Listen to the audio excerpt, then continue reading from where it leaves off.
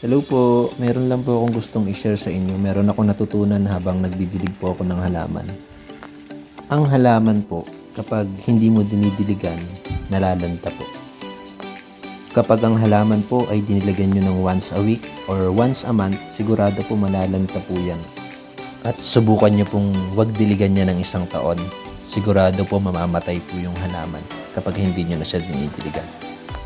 Bakit po? Dahil ang pangunahing kailangan po ng halaman ay tubig. Hindi po mabubuhay ang halaman kung wala pong tubig.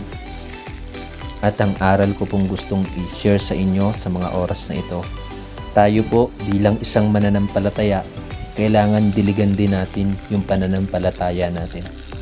Ang pananampalataya po ay hindi mag-grow kapag every Sunday lang po natin dinidiligan. Ang pananampalataya po ay hindi mag-grow kapag hindi po tayo nagbabasa ng salita ng Diyos araw-araw. Kaya kailangan everyday po nagbabasa tayo ng salita ng Diyos. Dahil kung hindi po tayo magbabasa ng salita ng Diyos, mananalangin sa ating Panginoon, malalanta po tayo na tulad ng isang halaman. Kailangan po natin ng salita ng Diyos. Ang salita ng Diyos po ang siyang nagbibigay ng lakas sa atin. Ang salita ng Diyos po ang siyang nagbibigay ng lakas ng loob sa bawat mananampalataya. Alam niyo po mga kapatid, danas na danas ko po yan na kapag hindi po ako nagde-devotion, hindi ako nagbabasa ng salita ng Diyos, hindi ako nagpipray, parang dry na dry yung pananampalataya ko sa Panginoon. Kaya we need to read the Word of God, kapatid.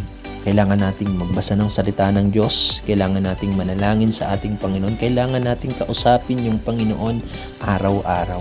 Hindi tuwing araw lang ng linggo, hindi sa tuwing kailangan lang natin siya, kundi dapat kinakausap po natin yung Panginoon araw-araw dahil siya po ang nagbibigay sa atin ng lakas, siya po ang nangunguna sa atin, siya po ang nagpo-provide ng lahat ng pangangailangan natin at siya po ang lahat ng dahilan kaya po tayo nabubuhay. Kaya we need to talk to God, kapatid.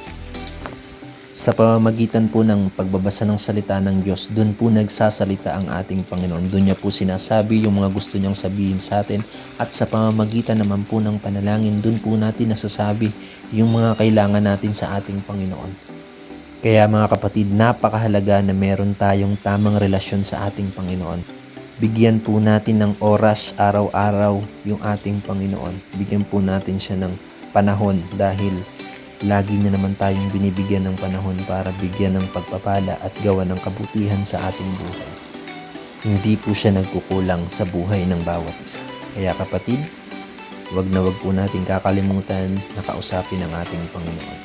Pagpalain po tayo ng Diyos. Mag-iingat po tayo palagi.